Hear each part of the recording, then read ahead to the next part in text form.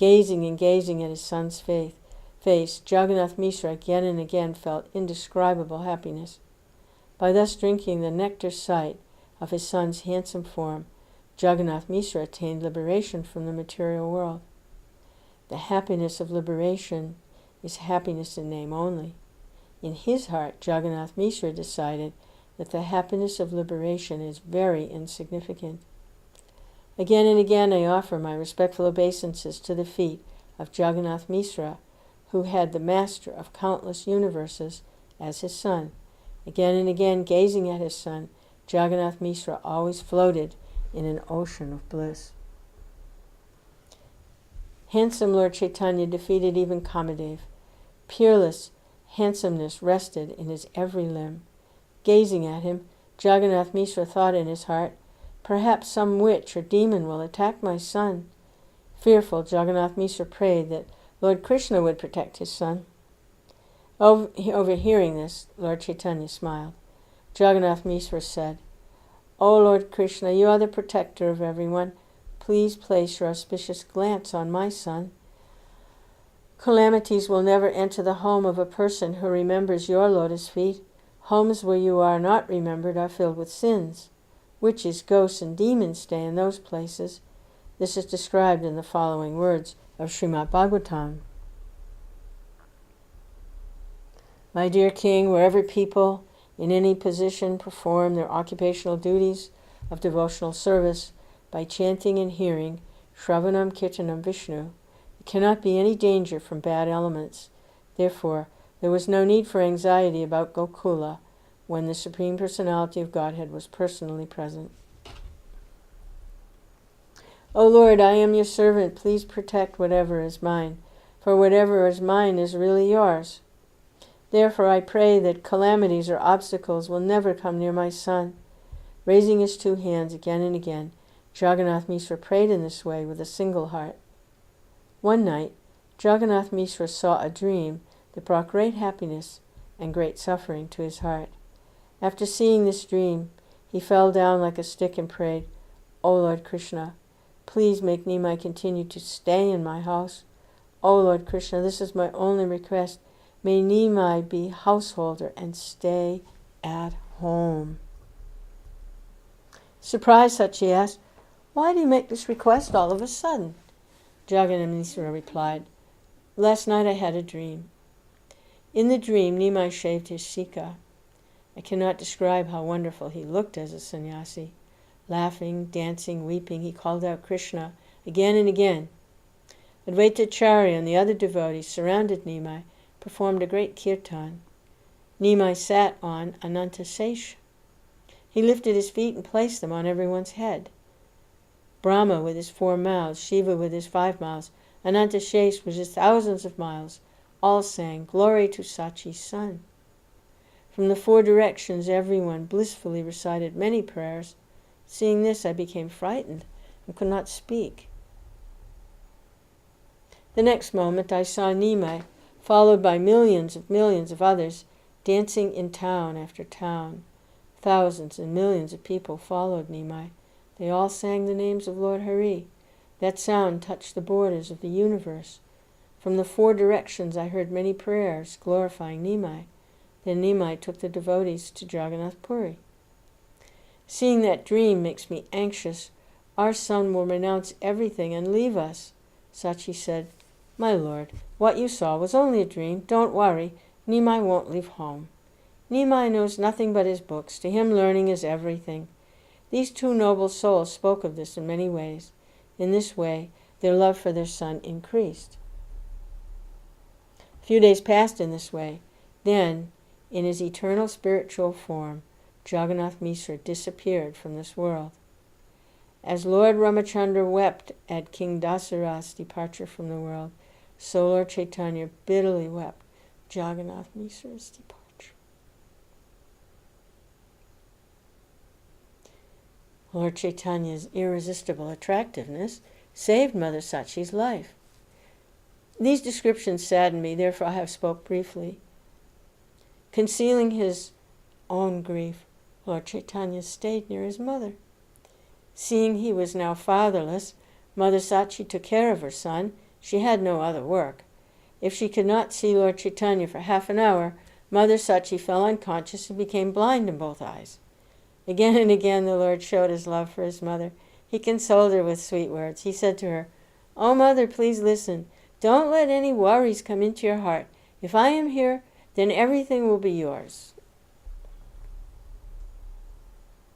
Soon I will give you a rare gift even Brahma and Shiva cannot get."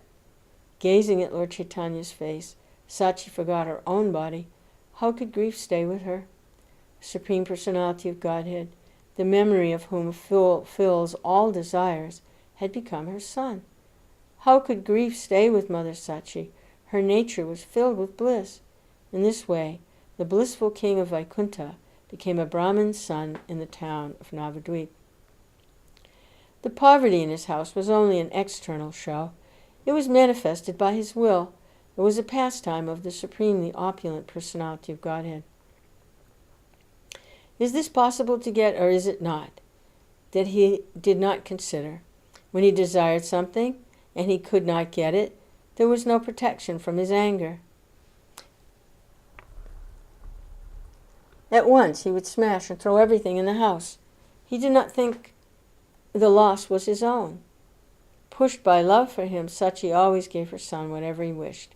One day, as he was about to go for his bath in the Ganga, the Lord asked his mother for oil and amalaki.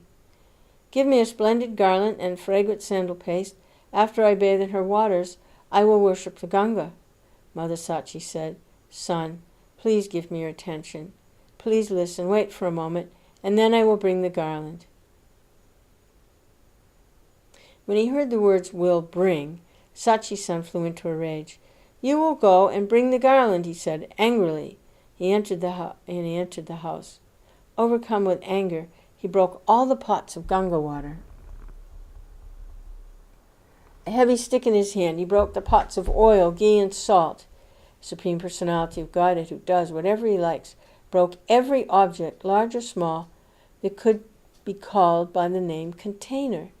Everywhere he scattered oil, ghee, milk, rice, cotton, paddy, salt, body, dal. The Lord pulled down the bags hanging from the rafters, tore them open, and scattered their contents. Every garment, every cloth he ripped to pieces with his bare hands, and then threw the pieces in all directions.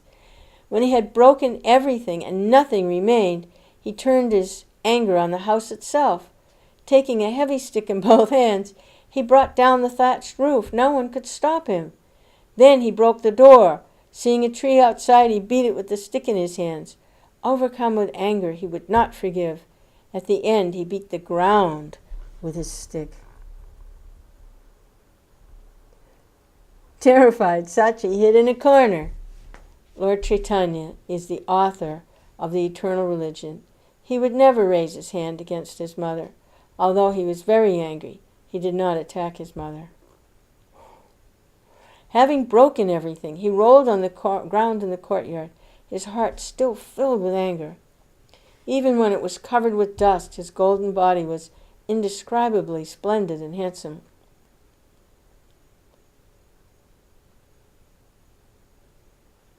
Rolling about in the dust for some time, the Lord at last became still and then fell asleep.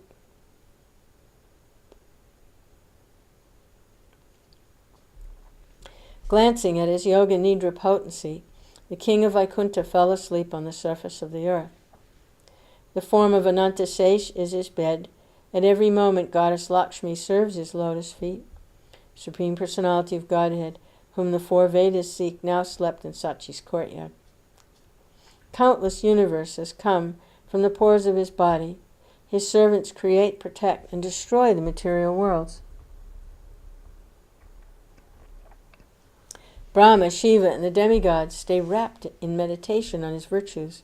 That same Lord now slept in Sachi's courtyard.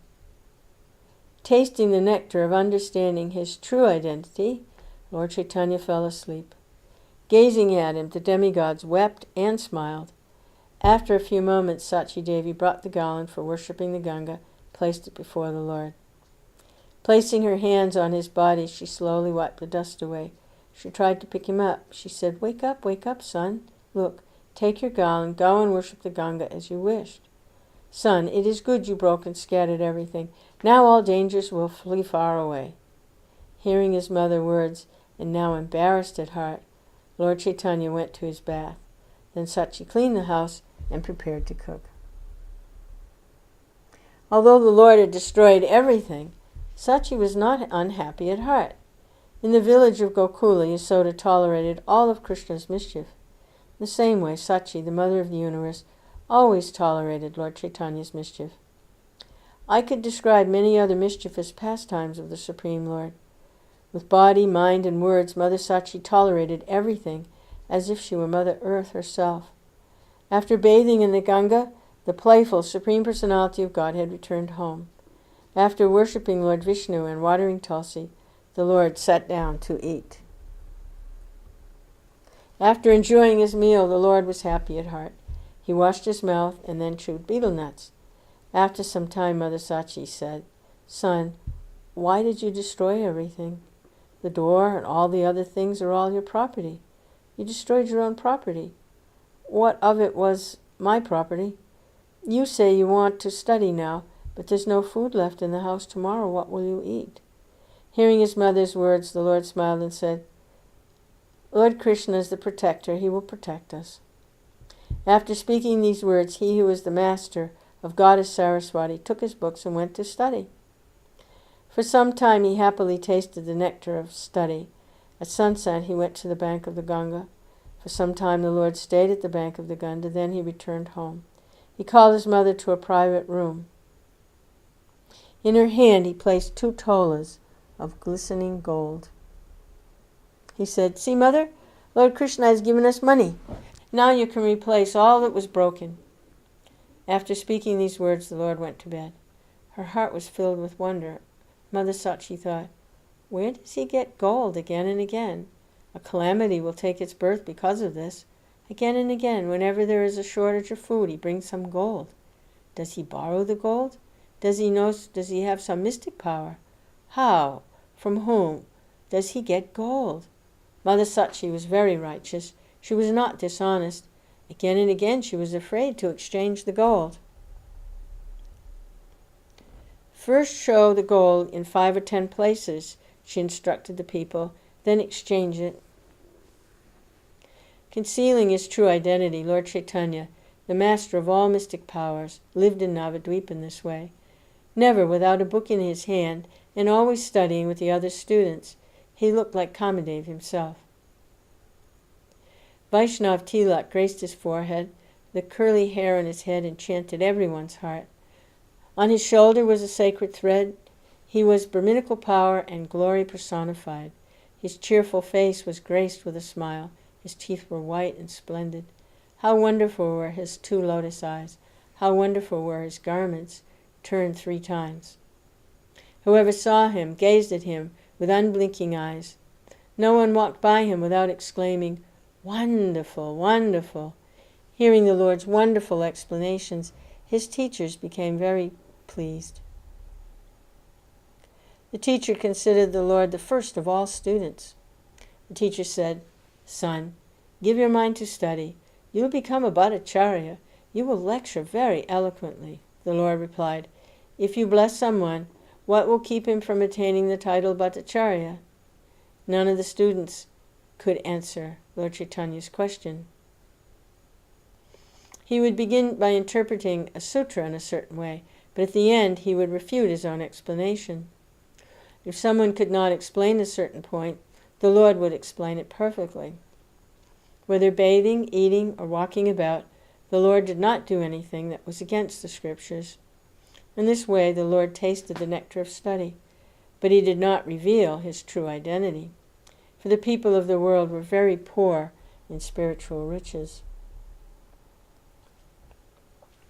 The whole world was devoid of Hari Bhakti, devotional service to Lord Hari. Everyone associated with materialists. Everyone was on the wrong path. No one was on the right path. They celebrated great festivals for their children and relatives. They were interested only in their homes and bodies. The poor people were not interested in anything else. Seeing that everyone was interested only in false material happiness, The Vaishnavas felt very unhappy in their hearts. The Vaishnavas called out, "O Lord Krishna," and wept. They prayed, "O Narayan, please be merciful to these conditioned souls." To the people they said, "Interested only in your bodies, you have no love for Lord Krishna. Eventually you will taste great unhappiness." Even the demigods desire to attain human bodies, the bodies you waste in false material pleasures. No one celebrates festivals and ceremonies to glorify Lord Krishna. Instead, they celebrate only marriages and other material festivals. Finding pleasure in these things, they run to their own destruction. To the Lord the Vaishnavas played, "O Lord, these conditioned souls all belong to you. You are their natural protector. What more can we say? You're the father of them all." Praying in this way the welfare of all the conditioned souls, the devotees sang auspicious songs glorifying Krishna Chandra. The two moons, Sri Krishna Chaitanya, Sri Nityananda, my life and soul, I, Vrndavana, sing the glories of their feet.